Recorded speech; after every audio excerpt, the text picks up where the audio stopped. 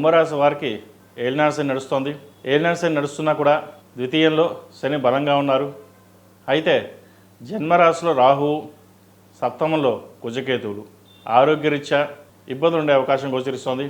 భార్యాభర్తల మధ్య సఖ్యత తగ్గుతుంది. ప్రతి చిన్న విషయానికి గొడవ పడడం అనేది సర్వసాధారణంగా అయిపోతుంది. కోపాన్ని అదుపులో ఉంచుకోవాలి. ప్రతి మాట అమూల్యమైనది. ఈరోజు ఒక మాట అంటే అది జీవితాంతం ఉండిపోతుంది. అహంకారపూరితమైన వ్యవహార శైలి కొంతవరకు మార్చుకోవాలి. ఇది అందరికీ కాదండి, కొంతమంది మటుకే.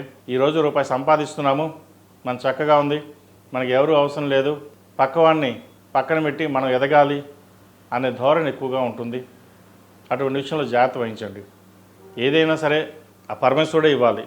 మన నిమిత్త మాత్రం మన పని మనం చేయాలి. మన 10 మందికి ఉపయోగపడాలి. 10 మందికి ఉపయోగపడి అన్నదాన కార్యక్రమం చేస్తే పరమేశ్వరుడే మనకి ఇస్తాడు. అంతేగాని ఒంటరిగా ఉండి మనమే అన్నీ సంపాదించాలి, మనమే దాచుకోవాలనుకోవడం పొరపాటుది. ఇది అందరిలోనూ కాదండి, కొంతమందికి మట్టుకు ఉంటుంది. ఏదైనా వారి వారి జాతక ప్రభావం బట్టి ఉంటుంది. కొంతమందికి రాజయోగం ఉంటుంది, కొంతమందికి రాజయోగం లేకుండా ఉంటుంది. ఉద్యోగం వస్తుంది అనుకున్న ఉద్యోగం చేజారిపోతుంది. బద్ధకం పెరగచ్చు, లేదా ఇతరత స్నేహాల వల్ల కావచ్చు. అతిగా స్నేహితులు నమ్మడం వల్ల కూడా ధనం నష్టపోయే అవకాశం గోచరిస్తుంది. వాటి విషయంలో జాగ్రత్త వహించాలి. అదేవిధంగా వ్యాపార సంస్థలో పనిచేస్తున్న వారికి వ్యాపారపరంగా ఇబ్బందులు అనేవి ఏర్పడతాయి. ద్వితీయంలో శని బలంగా ఉన్నారు. ధన విషయంలో ఎటువంటి లోటు ఉండదు. అయితే ఖర్చుల మటుకి అలాగే ఉంటుంది. అయిన వాళ్ళకి ఆకులు, కాని వాళ్ళకి కంచాలు అన్నట్టుగా అయిన వాళ్ళని పక్కన పెట్టి కాని వాళ్ళని చేరదీస్తారు. అది మిమ్మల్ని ఎప్పటికైనా ముంచుతారు అన్న విషయం మీకు తెలియకుండానే జరిగిపోతుంది. ఇటువంటి విషయంలో జాగ్రత్త వహించాలి. కోర్టు సంబంధించిన విషయ వ్యవహారాలు ఇబ్బంది పెడతాయి. సానుకూల పరిస్థితులు ప్రస్తుతానికి ఏమీ గోచరించడం లేదు.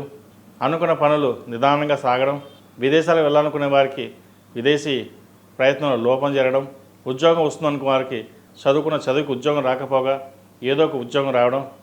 సరే, ఏదైనా ప్రస్తుత పరిస్థితుల్లో ఉద్యోగం చేయడం ఉత్తమం అని చెప్పేసి దానికి వెళ్ళడం జరుగుతుంది. కాబట్టి ఇటువంటి విషయంలో జాగ్రత్త తీసుకోవాలి.